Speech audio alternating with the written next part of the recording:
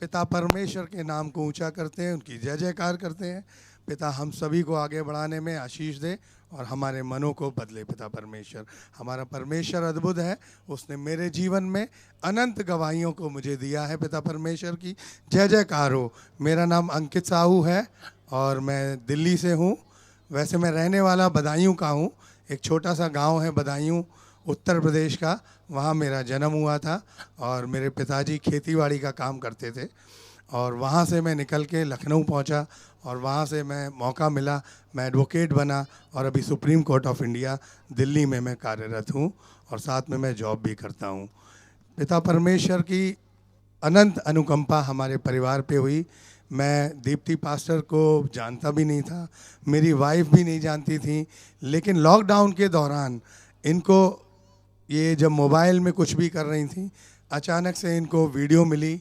और पिता परमेश्वर बहुत सारे रास्ते खोलता है, बहुत सारे नए चिन्ह देता है। तो उनमें से ये एक था कि दीप्ति पास्टर मैम का वो वीडियो इनके मोबाइल पे चलना, और इन्होंने उस वीडियो को देखा और प्रभु ने अपनी आशीष हमारे जीवन में भेजा, एक रास्ता खोला।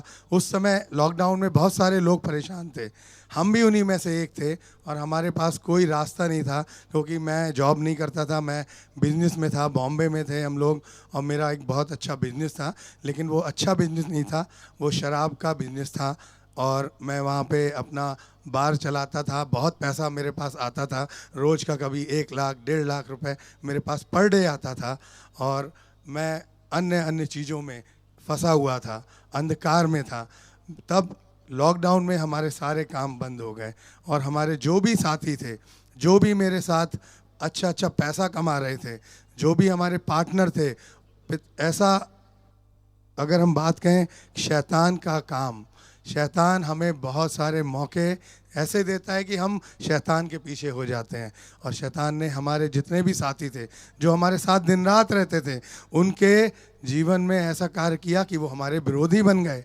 हमारा पैसा तो मारा ही मारा, हमारे खिलाफ विभिन्न प्रकार के केस कर दिए जो आज भी चल रहे हैं। मैं आज भी लड़ता हूँ उन केसों को।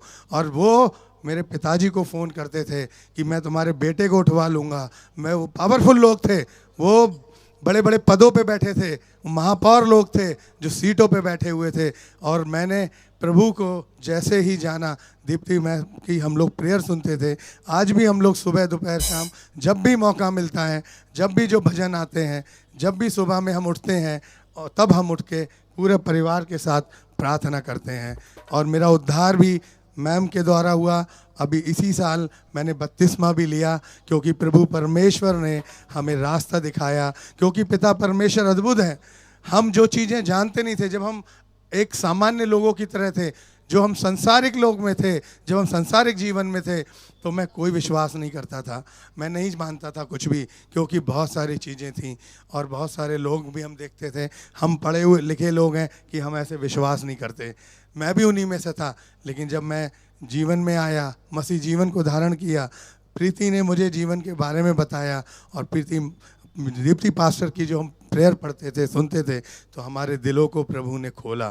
प्रभु परमेश्वर का एक छोटा सा मैं वचन बोलकर अपने हृदय के बारे में कि क्या मेरे साथ हुआ था, मैं वो बताना चाहूँगा। कृपया 2 मिनट मुझे देने का कृपया कष्ट करें। यह की स्तुति करो, ये भजन संहिता का 112 पार्ट है। यह की स्तुति करो, क्या ही धन्य है वह पुरुष जो यहोवा का भय मानता है और उसकी आज्ञाओं के प्रति प्रसन्न रहता है। उसका वंश पृथ्वी पर पराक्रमी होगा, सीधे लोगों की संतान आशीष पाएगी। हालेलुया। पिता परमेश्वर ने मेरे कई मुकद्दमों को जिताया है, क्योंकि मैं एडवोकेट भी हूँ और मैं बदायूं में रहा, लखनऊ में रहा। लगभग मेरे जीवन के लगभग 16-17 साल मैंने लखनऊ में भी गुजारे, और फिर मैं अभी पिछले लगभग 5 साल से मैं दिल्ली में हूँ। पिता परमेश्वर ने मेरे जीवन में जो मुकदमे जिताए, मैं आपको बताऊं कि कैसा अद्भुत कार्य होता है। मेरे पास जब मैंने, जो मेरे विरोधी हैं उनके खिलाफ, जिन्होंने मेरे प्रति केस किए हुए थे, और ऐसे केस किए होते कि मुझे जेल भी जाना पड़ सकता था, जबकि मेरा कोई कोई भी, मैं बिल्कुल निर्दोष था, मेरा कोई दोष भी नहीं था।